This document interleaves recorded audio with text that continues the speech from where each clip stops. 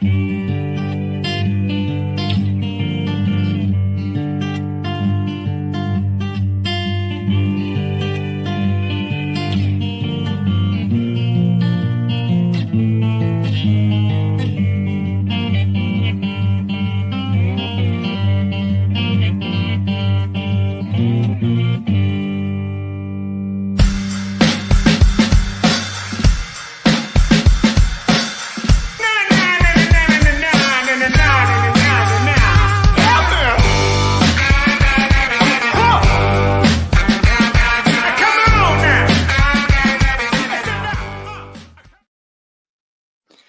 everyone. Welcome back to the Freight Break, the flagship podcast for the Broker Carrier Summit and the soon-to-be-launched BCS Freight Network, a show where we talk about freight-related topics in practical ways that actually helps you understand the freight industry and better grow your business.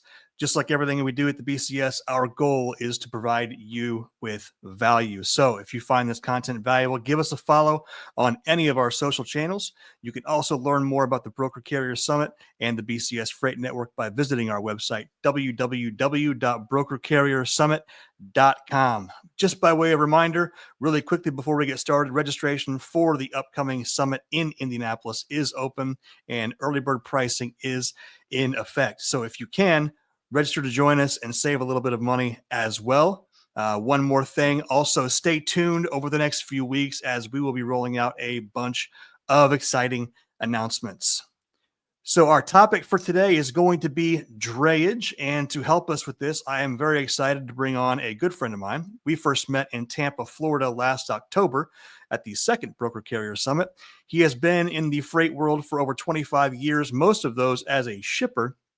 And he is now the CFO of Cleves Logistics out of Somerville, South Carolina. Please welcome my good friend, Mr. Steve Talamo, to the show. Hey, good afternoon. How are you? Hey, welcome, man. How you doing? Good, good. Good. How are things in Charleston? Is it Charleston or Somerville? Charleston area. It's a little suburb outside of Charleston, which is Somerville where we live, but it's actually cold here. You got to define cold for me. I'm in Indiana. It's 13 degrees here, so.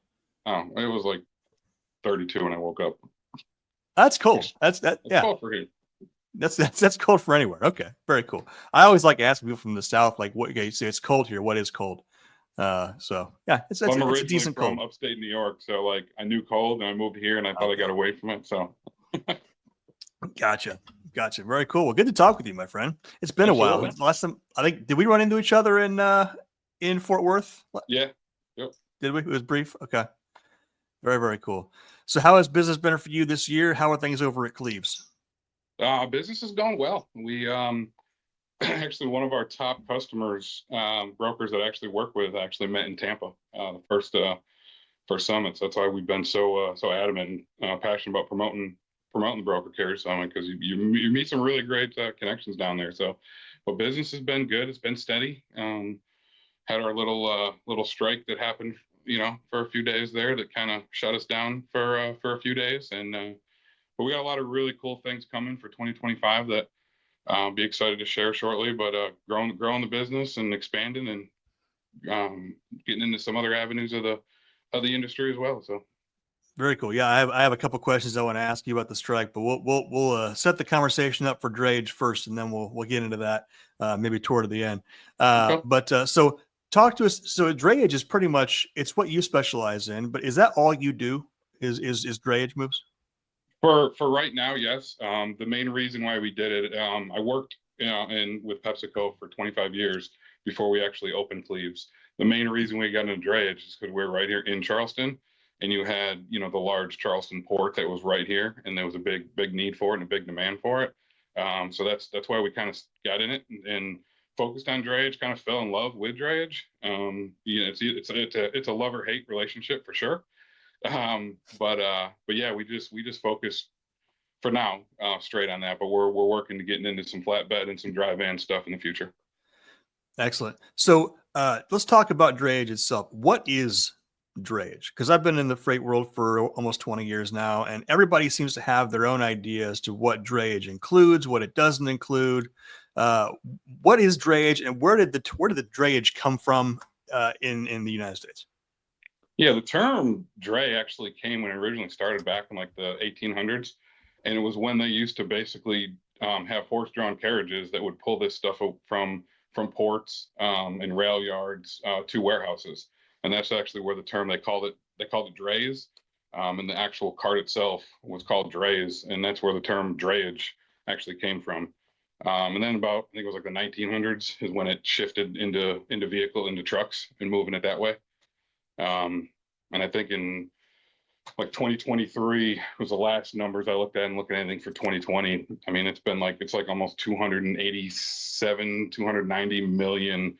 They measure it in TEUs, which is equivalent to a 20-foot container. And it was over almost 400 million of those moved within 2023. United States makes up about almost 30 million of that. So that 4 million was global. Yes. Yeah. It pulls from the main 20, like the major 20, 25 ports. There's some little ones that they don't really report out of, but it mainly pulls from like the about top 20, 25 ports globally. Okay. Very cool. And so as a carrier that specializes in drayage, how do operations look within your company, and how would that differ from, say, an over-the-road carrier? So, I mean, first and foremost, there's certain requirements you have to be able to do drayage. You got to have a TWIP card to be able to get in and out of the port. You got to be a member of the UIAA to be able to operate within the port. Have a SCAC code. So there's a lot of different requirements that you got to have just to be able to get in and out of the port and to be able to operate and to be able to pull those containers. You have to be registered with, which the UIAA helps you with. You have to be registered with every single steamship line, and every steamship line has certain requirements that you have to have. It could be insurance liability. Some of them require a certain amount of inspections, but you have to meet all the requirements to be able to pull for the different steamship lines. A lot of people. And if you're not registered with the steamship line, you can't pull from that vessel then? Correct. It will not let you pull. So you have to go into this active system to be able to, it's called, you get a gate code, a PIN code, either regardless if it's an import or an export. And if you're not registered or signed up or to be able to pull for that it will not let you get a gate code for that particular move that's tied to that vessel. Gotcha. Yep. And I think one of the biggest differences is, number one, when you're quoting stuff, you're 100% quoting. Well, I say 100%, 99.9% of the time, you're quoting a round trip turn every time, because you're either going out with an empty container to load for an import or for an export.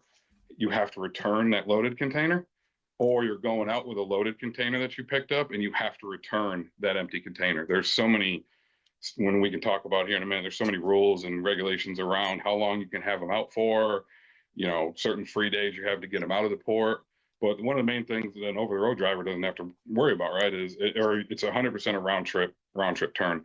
The second piece is we have the same kind of restrictions or issues, I should say, once we get out to the customer, right? We have the traffic that we have to deal with. We have the congestion at the shipper for either loading or unloading. So we have those same delays, but on top of that, we have the delays at the port. So either, if you're pulling in, typically you're doing a dual mission. You're dropping off an empty, picking up another full, or, depending on if it's an import or an export, you're in two different lines waiting on cranes to unload you. So there's always port delays before you even get it out or get it back in. And then you have to deal with the same issues that the over-the-road drivers have to deal with once you get to the actual shippers. Yeah, I remember so I didn't move a lot of drayage when I was brokering freight. And one of the reasons was because the first drayage load I ever brokered was a complete mess. It was a complete just show. Let's put it that way. We'll keep it PG. It was a complete show. So I didn't know how to quote it. And so somebody wanted me to quote a load out of Houston, Texas port to Houston, like to somewhere else in Houston. And I was like, oh, this is an easy move. This is a $300 move. And I didn't take into account anything. I didn't know what I was doing. This was like 10 years ago, probably. And so I was, it's gonna be $300. I'll do it at cost. I won't make any money on it, but I'll help the customer out, right?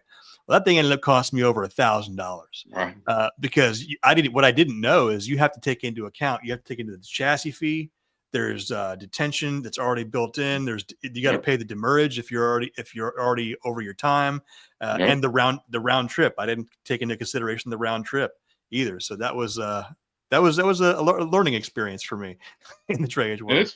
it's funny because you can tell the brokers that like that, right? That don't deal with drayage that much, or it's their first time, because they do. When you quote it, they're like, oh, they want to come in like half of it, and you're like, yeah, you forgot about the return trip of this thing, or there's a lot of it that if you don't deal with it every single day, that you forget about. Yeah, yeah. I was basically my training on drayage was, hey, go on drayage.com and find a carrier. And I was okay, sure. That sounds legit. But yeah, it didn't work out well. So I didn't move a lot of drayage. So when you mentioned chassis, like talk to us about like so chassis pools. I remember a few years ago during the peak of Oh, COVID, chassis pools were an absolute mess. oh, talk about so. Thankfully, South Carolina created their own chassis pool where they actually went out and purchased their own chassis now, which has Because are they been all a life. private? They're all privately South Carolina port chassis. It's amazing. But before that, it was a disaster. And when we first started, the system, you literally would have to go in and it would reset at midnight. So I would literally wake up every night at 11:55. I'd set an alarm. I'd sit there at my computer, and as soon as midnight struck, I would literally go in there and book the chassis that I needed for that day. If you waited till 12:02, 12:05, they were all gone. There was no restriction on them. So people, and I think a lot of carriers, some carriers would go in there and purposely get more than they needed just to make sure they had some. So it was a lot of wasted ones. You pull into the chassis yards and there'd be hundreds of chassis sitting there. But because people hadn't reserved, you weren't able to go in and get any of them. It was a train wreck. And once we got a hold of them, we would just hold on to them and just stockpile them to make sure that we had them. But then when the port moved to this new system, there's no pre-registering them or pre-booking them. You pull up to the kiosk and what's there is available for everybody to get. So that helped out when the port did that. But yeah, chassis issues are a real issue. And it's still in a lot of the ports around the United States. It's still a big issue. I mean, you can't.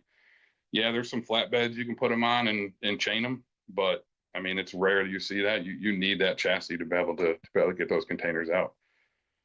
And you Yeah. got different size containers. I mean, or chassis. You got your 40-foot containers, which require a 40-foot chassis. You got your 20-foot that require a 20-foot. You can get a triaxle that's like a 20-40 splitter that you can put either or on. But yeah, it's chassis are interesting.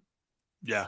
Well, and when you check the chassis out, when you reserve it, do you have to put in there how long you're going to have it as well, or is it open ended?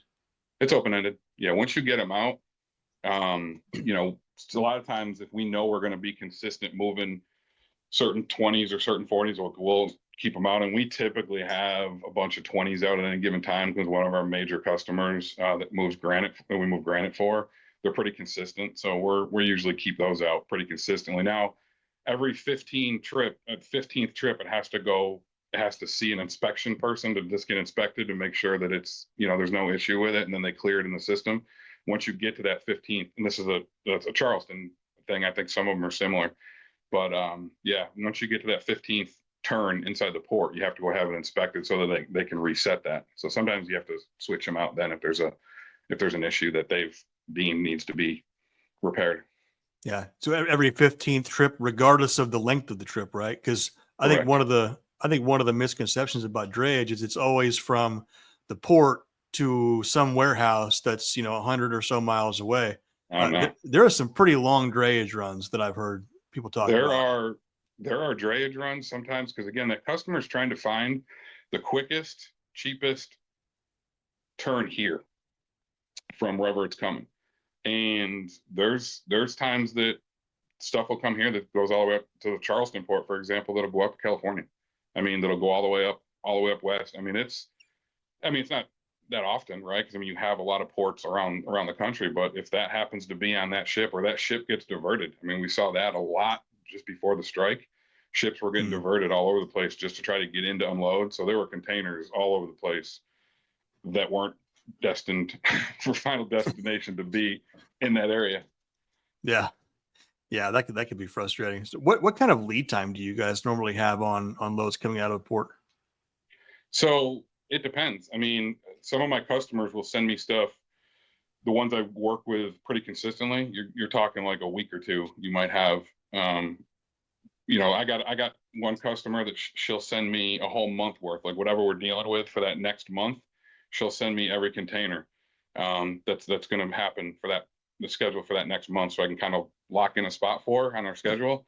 But typically, you're a couple days, and that's what makes it extremely hard. Again, in the drayage world, is schedule, because you can't Mm, put a schedule together today for next week and it's going to stick, because that ship could be delayed a day, 2 days, and what you thought you were going to do Monday, you're now not doing Monday. You're now doing Tuesday, but you already had something else booked for Tuesday that now came in. So that's the tricky part, is just balancing that schedule to where you're not overloaded, that you have to turn stuff down, and to give yourself a little bit of flexibility, but also to make sure you have enough stuff there to keep all your trucks running, because you know what your truck's in. And it's easy to happen in this world, because like I said, the ships can get delayed up to a day, 2 days, 5 days, and you're tracking them the whole time. I use marine traffic, and I track them the whole entire time they're out on the water. I mean, I could look up my vessels right now and tell you how fast they're going on the water, because you can track them. So I kind of get an idea of exactly when they're going to be here, and then you use the berthing schedule at the ports to kind of confirm when they're scheduled to come in. yeah. Well, and even then, after they are unloaded and in the port, then you have customs, right? And if the importer or exporter hasn't followed the proper customs procedure, they can get stuck in limbo Oh for yeah, days as well. So I had a yeah. good friend of mine in Houston for a while. She was a customs broker, and she was telling me some of the just absolute nightmare scenarios. Uh, Usually on loads of sugar, I think it was sugar or milk or something like that. But yeah, those custom situations can delay things for days or weeks. Well, it's not only what's in the container; it's also where it's coming from. So there's certain hotspots in the world that, Hmm. depending on where it's coming from, could get flagged for inspections, customs inspections, and stuff like that. So yeah, there's a lot that goes into it. I mean, there's a good bit of them that are already cleared before they even get here. Like, I can look at right now, like I got 7 or 8 containers coming in today that 6 of them are already released and available to pick up as soon as they actually come off the ship. There's other ones that, they're floating the last free day on it, because you get typically 4 days is about the custom of, from the moment it arrives here to it has to be out. You get 4 what they call free days. Then after the free days, it's typically anywhere from $200 to $250 per day that thing is sitting there, that then the customer has to clear before it'll release to come out. But if it's on a hold, a customs hold or something, waiting on documents for 3 of those 4 days, now it limits you to only have one day to be able to get it out.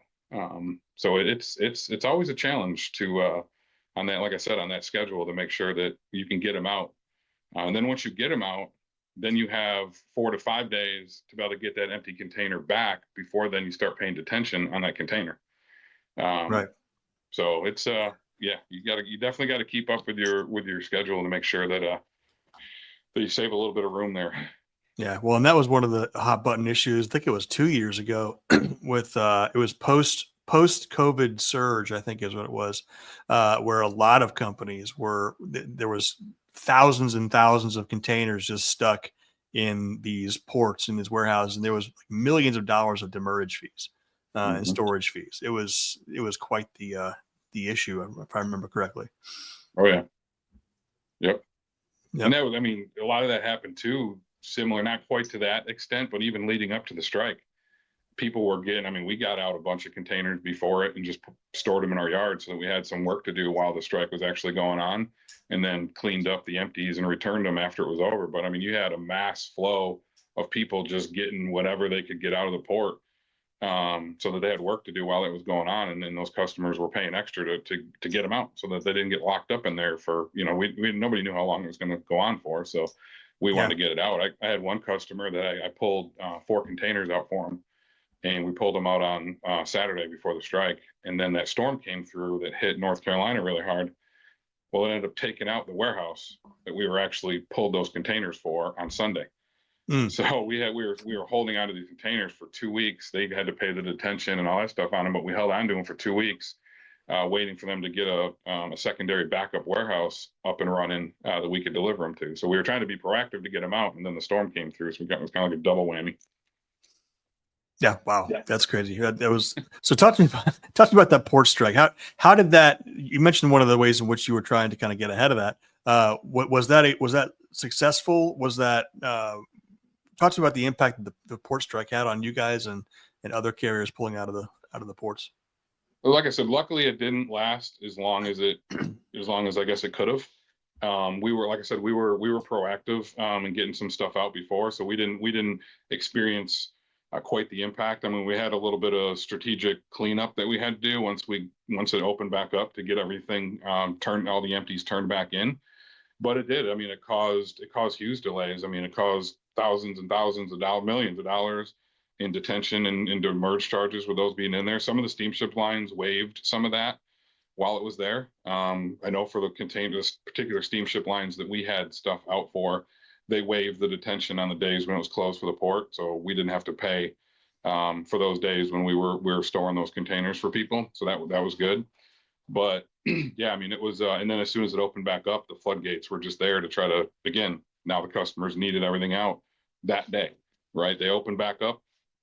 That was the last day they were going to get any break from any detention or demerge, and it was, hey, get this stuff out for me today. So it was mass chaos everywhere.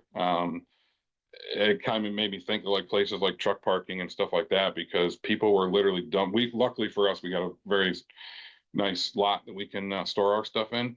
But there were a lot of people that were literally just dumping containers all over the place on chassis just to get it out of the port, and then they were getting towed and booted and all. I mean, it was crazy. Yeah. Well, and how are those conversations obviously with your customers? Were they understanding? Obviously it was probably tense and stressful, but how were those conversations? Yeah, I mean, obviously they knew it was coming. Some of the brokers didn't know it was coming. Again, it's kind of the difference between if you're 100% in drayage or if you're just kind of helping out drayage. So some of the brokers weren't aware of it, so we kind of had to educate them on some of it. But I mean, customers knew it was coming. Again, it was a lot of favors called in. Like we took care of the customers that took care of us, right? And kind of started from the top, and that's what we pulled stuff out for and made sure we got them covered. But yeah, I mean, they needed their product, and they needed it out quick before, because nobody knew how long it was going to go on for. So it was definitely tense conversations. Everybody wanted everything done like 10 minutes ago. And you can only do what you can do. I mean, you're operating trucks, you got DOT hours, like none of that stuff was lifted. I mean, it was all, you still had to run in compliance with everything. You couldn't, the ports didn't change their hours of service or their hours of operation. They stayed open the same time they normally stayed open. So you had a whole lot to get done in a much shorter time window to do it. Yeah.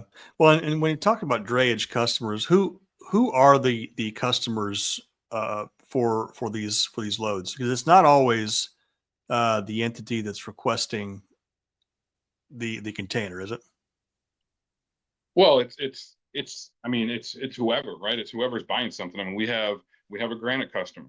That's who the customer is, right? They purchase granite from over in India and different places like that.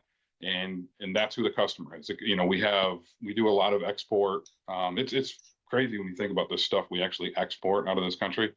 Dog food and chicken feed, and we do a ton of export metal recycle and plastic recycle stuff. We have an abundance of that in this country, and we export it out to other countries that aren't so that don't have all that. So tons of metal and stuff, but that's the customer. It's the recycling center. It's it's Target, it's Walmart, it's Amazon, it's a small hardware store that buys containers load of nails at an auction and overseas, and we deliver containers of nails to them. Turbine belts. I mean, you name it, that's the customer. Yeah. What's the weirdest load you've ever moved?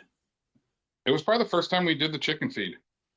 I mean, you literally backed up into this chute, and they literally you just opened up the doors, and they would literally just pump this stuff into you, and they would keep honking at you to move forward, and they just keep pumping it in there, and you just move forward. And then when they got done, they closed it up. And that was probably one of the weirdest. I mean, when we first started doing the recycling stuff with the metals, that was weird. I mean, you just see this scrap of, they called it mixed motors, and it had like ceiling fans and alternators and starters and anything that had copper little motors in there. It would just be piles of that stuff, and they would just load it with a bobcat. They'd come with a bobcat, load it up, dump it in the back of your container until you got to a certain weight, and then away you go.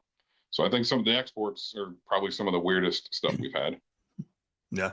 We had one car that was imported in here from Italy, and I actually had to bring my son to work with me that day because I had to have him climb through the hatch to get up to put it in neutral so that we could push it off, because you couldn't open the doors. They just stuffed this thing in a container. It was a Land Rover. They just stuffed it in this container, but I had to have him crawl up through to put it in neutral so we could push it off, because couldn't open the door, climb to the window. Yeah, it's always fascinated me the import export, not only the process but just the costs that go into it.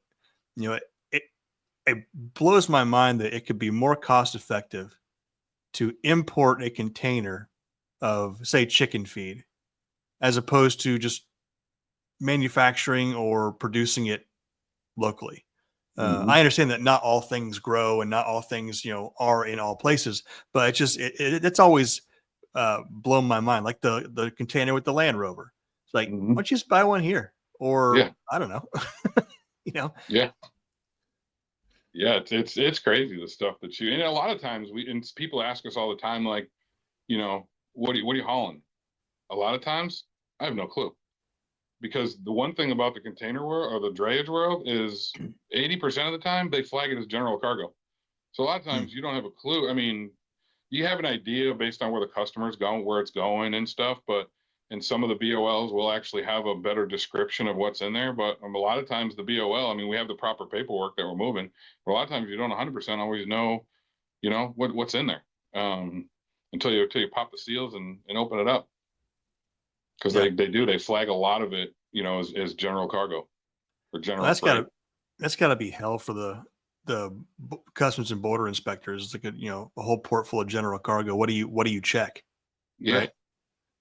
Yeah, a buddy of mine is an agent, a customs agent, and I mean the stuff that's in some of those things sometimes are just interesting. People will hide a lot of when they're trying to do something illegal, they'll hide it in stuff. Well, you mentioned those hot zones too. Like, so what's the what's the word? The motivation for labeling those hot zones? Is it things like human trafficking? Is it drugs? Is it smuggling? I'm What sure. makes an area hot? Yeah, I'm sure it's probably those things. I mean, limited to what information intel I actually get from them, but I'm sure it's a lot of that, right? Probably big drug areas, or areas where the cartel works out of, or like you said, smuggling. And I mean, because you've seen it on the news. I mean, luckily I haven't opened up any container that you know there was bodies or anything in there. Like, we haven't had come across that, but you see it. You see where people get in there and they think for some reason there's ventilations in these containers. I mean, when these things get loaded, they're on a vessel for like 30 days before they reach the United States. It's not just a quick little, 2-day run and you're here. I mean, these things get loaded. They're stopping at several ports along the way, dropping stuff off, dropping off imports, picking up exports, going to the next one. So I mean, you're typically 30 days from 90% of the ports that you're leaving before that ship actually arrives here in Charleston, or any Yeah. port for that matter. Yeah.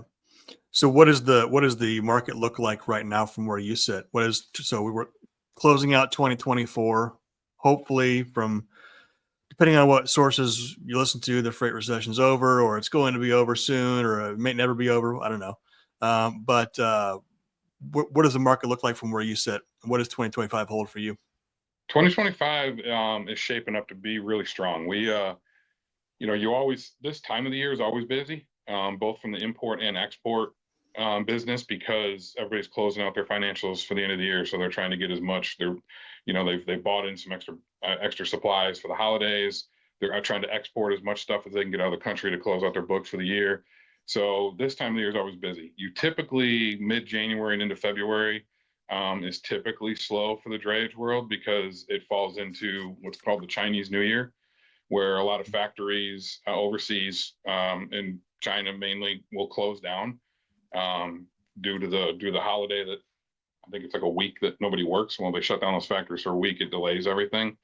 And a lot of the steamship lines will do maintenance and stuff on their ships during that time. So drayage will really slow down kind of during that mid January into February timeframe, then start ramping back up in March.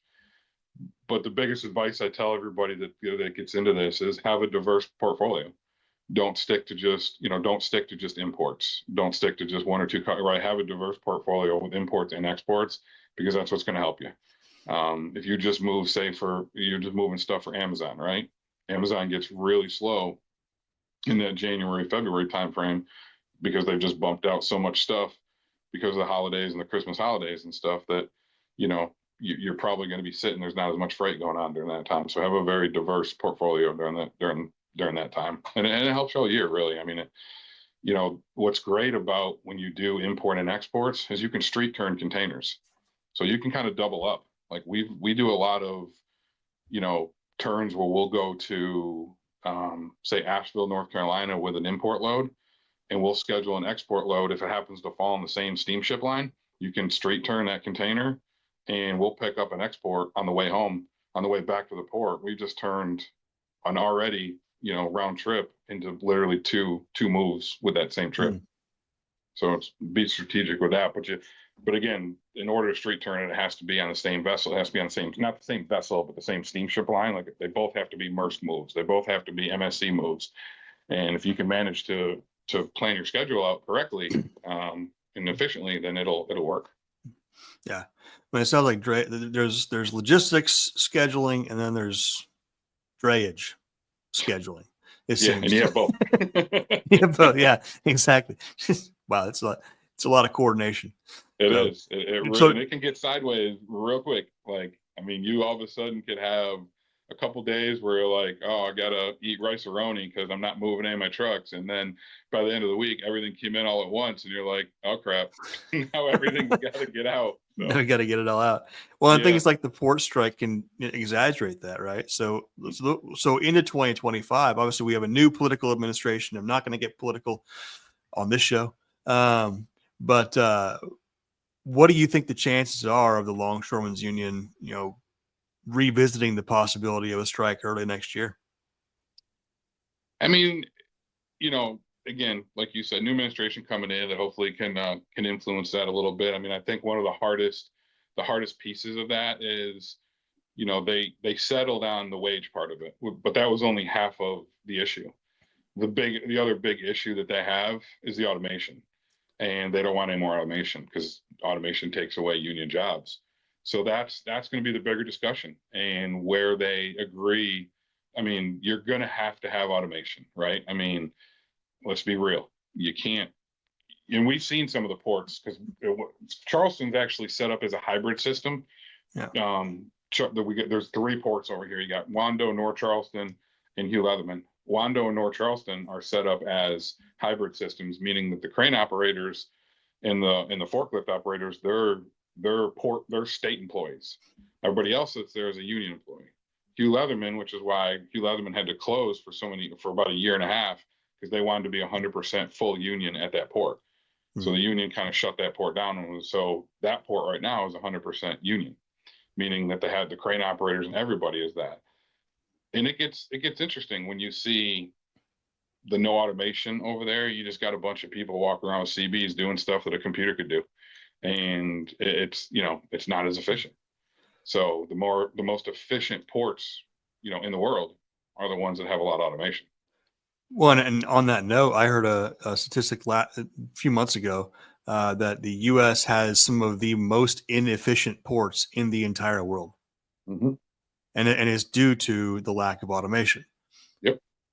Yeah, which again, fascinating because we're one of the most technologically advanced countries in the world, and we lead the world in so many areas. But when it comes to automation of our ports, we can't seem to get our stuff together.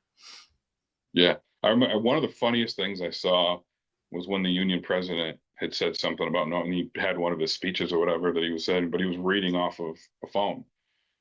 And somebody made a comment and said, why did somebody not hand you a handwritten note to read off of? You're using automation, you're using a phone, you're using a technical whatever device to do whatever he was doing. And somebody's like, why isn't somebody standing there holding up a cue card for you to read off of? Why are you using your phone or whatever?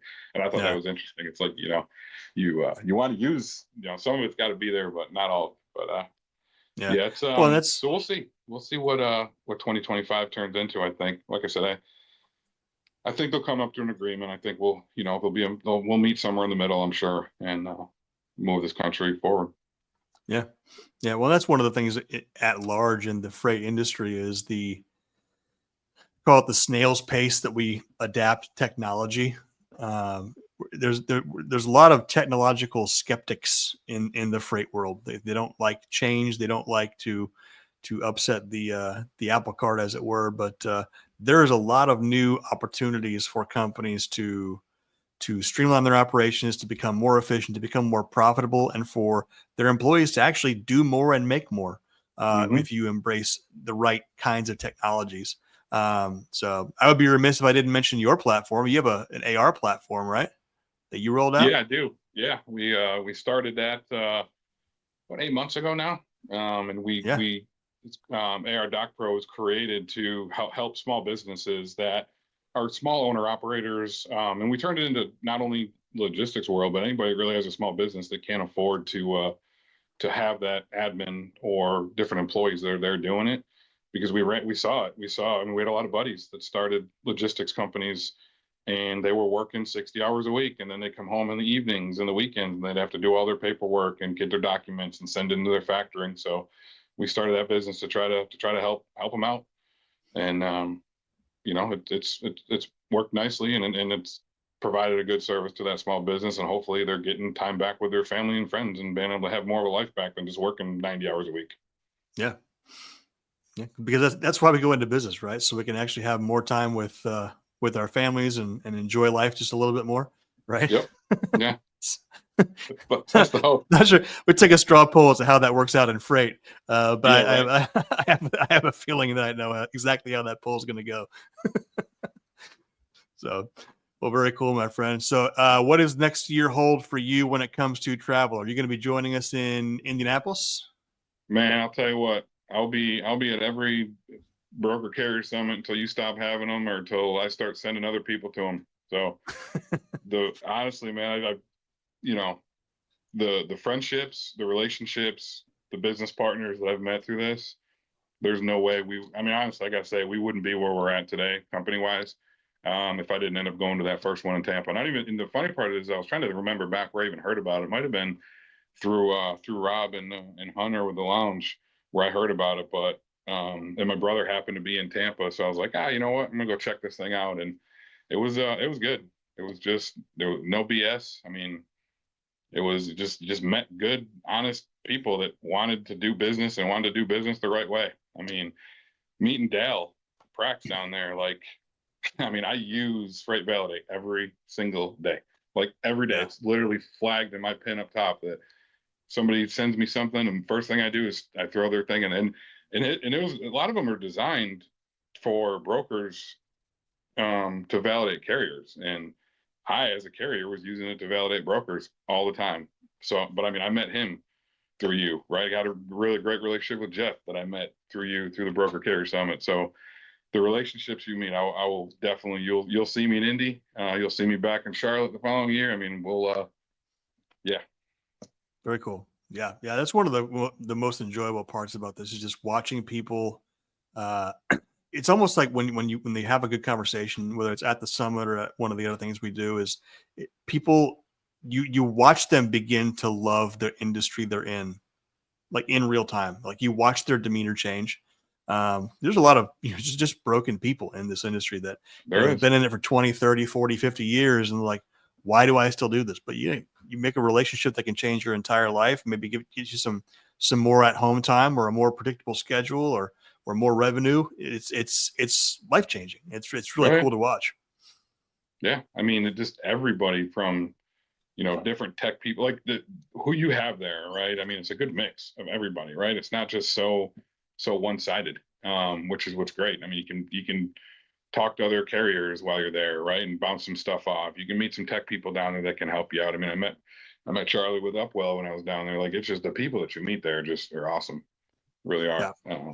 So I appreciate what you've done and where it's come. And yeah, but to answer your question, I will be in Indy for sure. Awesome. Well, looking forward to seeing you again. What does travel look like for you the first half of next year besides the summer? Are you going to be in places like Mid America Truck Show? Are you going to be at Manifest? Where are you going to be on? I'm not sure what the first half of the year is going to be, because as we're entering into the brokerage world in 2025, as well as so we'll be an asset based a carrier with a brokerage. So we'll be doing that in 2025. So I'm not 100% certain on where we're going to go yet, but we'll be going some places. So Okay, for sure.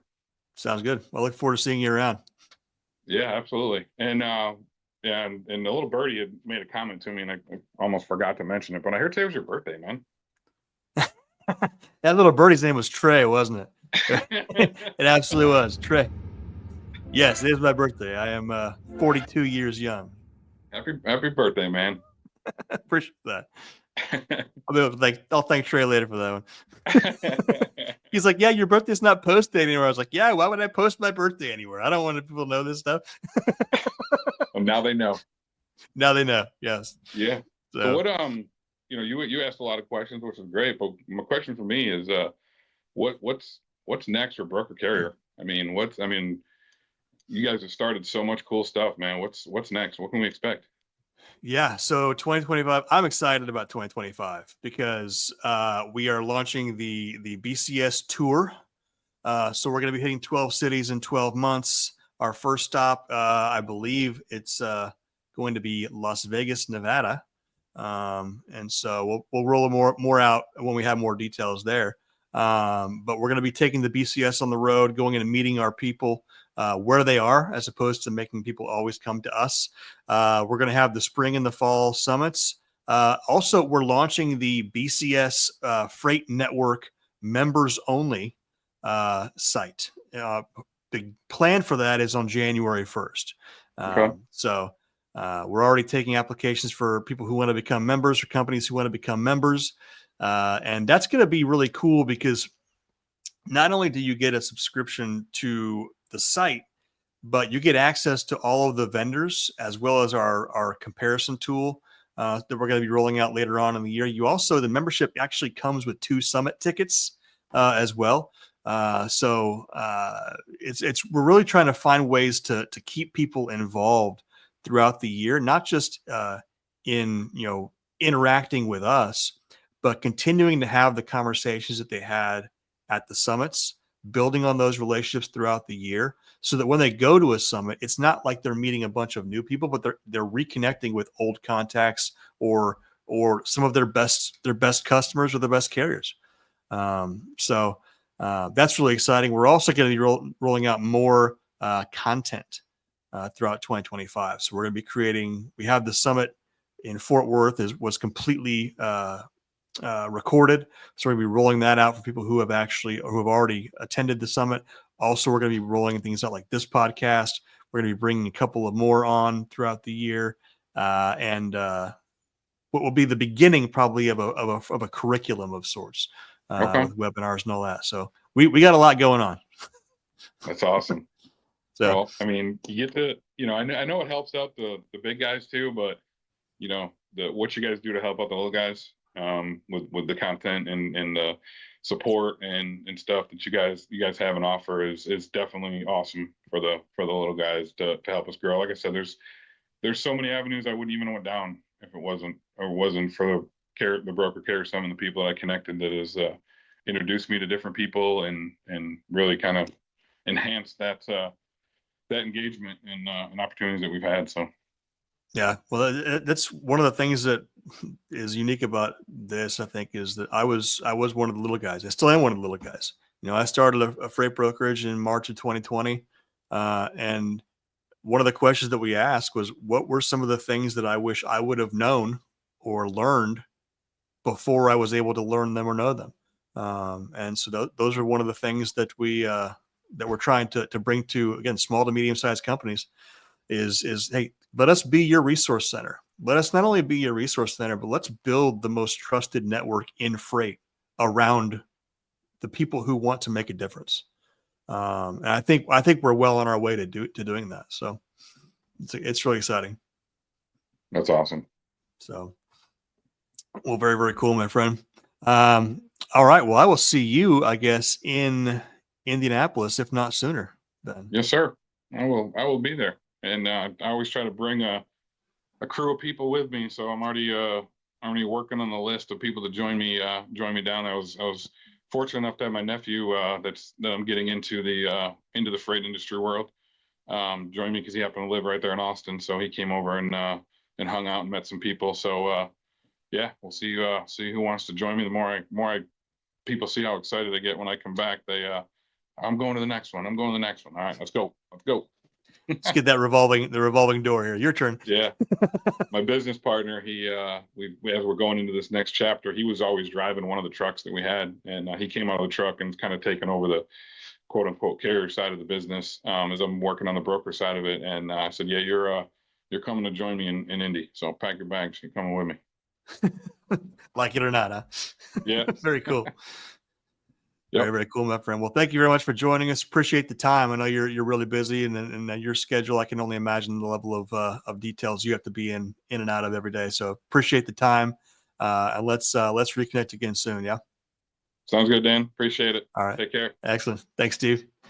All right. That's all for today, everyone. If you have questions or comments, you can reach out to us at www.brokercarriersummit.com or email us directly at contact@brokercarriersummit.com. Thank you very much, everyone. Be blessed.